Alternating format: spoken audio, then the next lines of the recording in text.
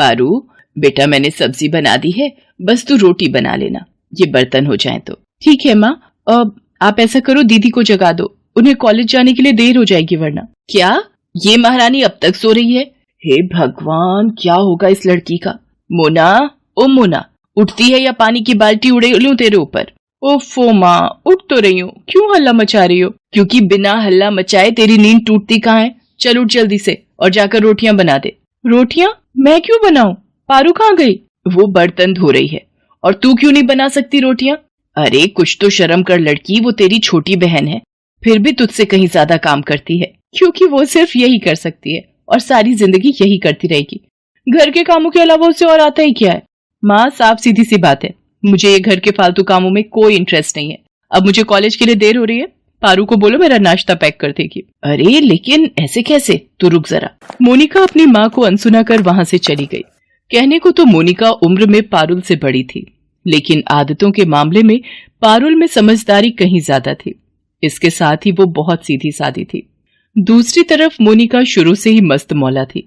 घूमना फिरना और मॉडर्न लाइफस्टाइल जीना उसकी पहली पसंद थी। यही वजह थी कि पारुल उसे फूटी आंख नहीं सुहाती थी। अरे ये क्या पहन रखा है तूने? ऐसे कॉलेज जाएगी, वो भी मेरे साथ? क्यों दीदी, इसमें क्या बुराई है? इतना अच्छा सूट तो है, बल्कि आप अपने कपड़े बदल लो तो ज्यादा बेहतर है। माँ ने देख लिया तो बहुत गुस्सा करेंगी। चुप रह तू, तुझे क्या पता आजकल के फैशन का? तू ऐसा कर, अकेली कॉलेज चली जा, मैं अपनी दोस्तों के साथ जाऊंगी। मोनिका के ऐसे बर्ताव से पारुल को बहुत दुख होता था, लेकिन फिर भी वो उससे कुछ नहीं कहती थी। दरअसल दोनों बहनों ने अपने पिता को बचपन में ही खो दिया था। तब से इनकी माँ सरला ही सब कुछ संभाल रही थी। फिर एक दिन, अरे भाई साहब, आप आइए, बैठिए ना। अरे मोना, ताऊ जी आए हैं, जल्दी से ठंडा पानी तो लेकर आ। और सुनाइए भाई साहब, इस बार तो बड़े दिनों के बाद आना हुआ आपका। हाँ, थोड़ा व्यस्त हो गया, बस इसीलिए तुम्हारा और बच्चियों का हाल नहीं ले पाया। और सुनाओ, सब ठीक तो है ना? जी भाई साहब, सब बढ़िया है। अपनी पारुल ने इस बार भी कॉलेज में टॉप किया है। अरे वाह, क्या बात है, बहुत ही बढ़िया। सच में अपनी पारू बिटिया का तो कोई जवाब नहीं। और अपना मोना के क्या हाल हैं? बस उसका क्या कहूँ भाई साहब, आप तो सब जानते ही हो। अरे इतना परेशान मत हो, अपनी मोना भी बहुत प्यारी है। वैसे सरला, मुझे तुमसे कुछ जरूरी बात करनी थी। वो मेरे मुंबई वाले दोस्त है ना, रामनाथ जी। वही ना, जो अपनी सोनी की शादी में मिले थे, जिनका बेटा डॉक्टर है। वो क्या नाम था उसका? अनिकेत। हाँ वही है। दरअसल रामनाथ जी का फोन आया था कल मेरे पास। वो हमसे रिश्तेदारी जोड़ना चाह रहे हैं। अपने बेटे को तुम्हारा दामाद बनाना चाहते हैं वो। सरला अपने जेठ से आगे कुछ पूछ पाती उससे पहले ही वहां मोनिका पानी का गिलास लेकर आ गई। वो अनिकेत को जानती थी। उसने बिना कुछ जाने ही ये मान लिया कि ये रिश्ता उसी के लिए आया था। नमस्ते ताऊ जी, आप उन्हीं की बात कर रहे हैं ना, जिनका बम्बई में भी घर है और एक दिल्ली में भी? हाँ बेटा, असल में रामनाथ जी के बेटे अनिकेत को अपनी पारुल पहली ही नजर में पसंद आ गई थी। रामनाथ जी और भाभी जी को भी अपनी पारू पसंद है। सरला बहुत ही भले लोग हैं। इतना पैसा है पर घमंड नाम की चीज नहीं है किसी में। अपनी पारू राज करेगी, राज। ताऊ जी नहीं, आप उन लोगों को मना कर दीजिए। पारू मुझसे छोटी है, उसकी शादी पहले कैसे हो सकती है? क्यों नहीं हो सकती? अरे इतना अच्छा रिश्ता है, वो भी सामने से आया है। भाई साहब, हमारी तरफ से हाँ समझिए। रही बात छोटे बड़े की तो कोई बात नहीं, हम कोशिश करेंगे कि पारू की शादी से पहले इसके लिए भी कोई अच्छा रिश्ता ढूंढ ले। मोनिका अपनी माँ की बात काट तो नहीं सकी, लेकिन वो इस बात से बुरी तरह चिढ़ गई थी। मोनिका ने कई अड़चने पैदा करने की कोशिश की, लेकिन फिर भी वो पारुल का रिश्ता तय होने से नहीं रोक पाई। हालांकि पारू की शादी से पहले ही मोनिका का भी रिश्ता तय हो गया। परिवार यहाँ भी अच्छा था, रुपए पैसे की कोई कमी नहीं थी। बस फर्क ये था कि मोनिका का ससुराल पास के ही एक गांव में था। हालांकि सरला ने मोनिका के लिए भी शहर में काफी रिश्ते खोजे, लेकिन कहीं कोई बात नहीं बनी, तो मजबूर होकर मोनिका को गांव के ही रिश्ते को हाँ कहनी पड़ी। दोनों बहनों की शादी खूब धूमधाम से हुई। और फिर मोनिका, जब तुम्हें मैं पसंद नहीं था, मेरा घर पसंद नहीं था, तो तुमने मुझसे शादी क्यों की? गलती हो गई। सच में तुमसे शादी करने से तो अच्छा था कि मैं कुंवारी ही बैठी रहती। मुझे लगा था कि मैं तुम्हारी सोच बदल लूंगी और फिर हम शहर जाकर रहेंगे, लेकिन नहीं, तुम्हें तो यही गांव में अपनी जिंदगी बर्बाद करनी है। शौक से करो, पर मेरे साथ ऐसा नहीं चलेगा, कह देती हूँ। हाँ तो तुम मेरी भी एक बात कान खोलकर सुन लो। मैं अपने माँ बाप को यहाँ अकेला छोड़कर कभी शहर नहीं जाऊंगा, चाहे जो हो जाए। ठीक है, फिर यहीं रहो, मैं जा रही हूँ। शादी के 2 महीने भी मोनिका अपने ससुराल में नहीं काट सकी और सब कुछ छोड़कर अपने मायके आ गई। सरला के लाख समझाने पर भी वो टस से मस नहीं हुई। फिर एक दिन, माँ एक खुशखबरी है, आप नानी बनने वाली हैं। सच? अरे वाह, बधाई हो बेटा, मैं बहुत खुश हूँ।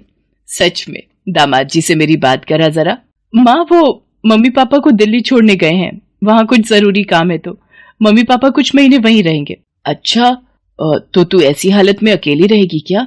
नहीं माँ, ये परसों तक वापस आ जाएंगे। नहीं बेटा, दामाद जी तो वैसे भी सारा दिन अपने काम में रहेंगे।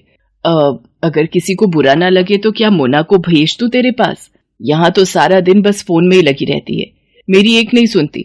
तेरे पास रहेगी तो कुछ अच्छा सीखेगी और तेरा ख्याल भी रख लेगी। ठीक है माँ, आप दीदी को भेज दो, कोई दिक्कत नहीं है। मोनिका पारुल के पास खुशी खुशी आ गई, क्योंकि असल में उसे तो यही चाहिए था। हालांकि वहां जाकर वो पारुल का ध्यान रखने की बजाय अपनी ही दुनिया में मगन थी। अनिकेत जी, ऐसा कीजिए, आज आप क्लिनिक मत जाइए, मुझे इतने दिन हो गए यहाँ आए हुए, मुझे मुंबई तो घुमा दीजिए कम से कम। दीदी हम चलेंगे, पर इस वीक रुक जाइए, बस एक बार पारुल की टेस्ट रिपोर्ट्स आ जाएं, फिर तीनों चलेंगे। ये कैसे जाएगी? नहीं नहीं, ये जाएगी तो हमें हर वक्त इसी का ख्याल रखना पड़ेगा, फिर हम क्या खाक घूमेंगे। इसे घर पर ही रहने दीजिए, बस हम दोनों चलते हैं। अनिकेत मोनिका से बिना कुछ कहे ही वहां से उठकर चला गया। उसके जाते ही पारुल ने मोनिका से कहा, दीदी आप बुरा मत मानना, वो क्या है ना, ये मेरे बिना कहीं घूमने नहीं जाते, बस इसीलिए। क्या उफ, तेरी संगत में अनिकेत भी गंवार जैसे हो गए क्या? चलो कोई बात नहीं, मैं अकेले घूम कर आ जाती हूँ। मोनिका हर चीज में मनमानी ही करती थी, उसे हर चीज में पारुल से बराबरी करनी थी, फिर चाहे उसके लिए कुछ भी करना पड़े। दीदी ये ड्रेस, ये आपको कहाँ से मिली? तो क्या हुआ, मैंने तेरी अलमारी में देखी, मुझे अच्छी लगी तो मैंने पहन ली। अब इतना भी हक नहीं है क्या मेरा? अगर तुझे बुरा लगा है तो साफ साफ बोल दे, मैं चेंज कर लेती हूँ। अब नहीं, अब पहन ली है तो रहने दीजिए, पर कोशिश करना कि इसे पहनकर इनके सामने मत जाना, हो सकता है इन्हें बुरा लग जाए। अगर ऐसा है तो मैं चेंज ही कर लेती हूँ, वैसे भी ये मुझे थोड़ी टाइट हो रही है। अब तू ऐसा कर, अनिकेत जी को बोलकर मेरे लिए बिल्कुल ऐसी ड्रेस मंगवा दे, बस 1 नंबर बड़ी होनी चाहिए। मोनिका धीरे धीरे पारुल के घर को अपना ही घर समझने लगी और बड़े ही आराम से हर चीज पर अपना हक भी जताने लगी। लेकिन इतना सब करके भी वो ना पारुल की बराबरी कर पा रही थी और ना ही खुश रह पा रही थी। पारू देखो, मैं तुम्हारे लिए क्या लाया हूँ। वाह, ये तो डायमंड है ना, पर इसकी क्या जरूरत थी, मेरे पास तो पहले से इतनी ज्वेलरी है। जरूरत हो या ना हो, मुझे तुम्हारे लिए गिफ्ट्स लाना अच्छा लगता है, ये तो जानती हो ना। और वैसे भी बहुत जल्द तुम मुझे जिंदगी का सबसे अनमोल गिफ्ट देने वाली हो, जिसके सामने ये डायमंड रिंग तो कुछ भी नहीं है। पारुल अनिकेत के गले लग जाती है और पास ही खड़ी मोनिका ये सब देखकर बुरी तरह जल भुन जाती है। उसी वक्त उसने तय कर लिया कि अब उसे क्या करना है। मोनिका ने पारुल की काफी ज्वेलरी चुरा ली और उसे लेकर चुपचाप घर से बाहर जाने लगी।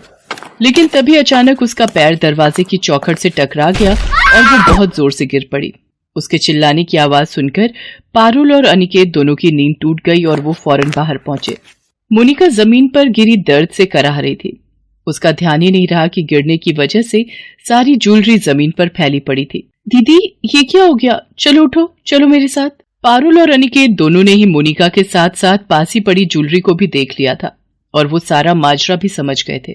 लेकिन फिर भी उन्होंने उस वक्त मोनिका से कुछ नहीं कहा और उसे अस्पताल ले जाकर उसका इलाज करवाया। फिर घर आने के बाद, दीदी तुम आराम करो, मैं तुम्हारे लिए कुछ खाने को लेकर आती हूँ।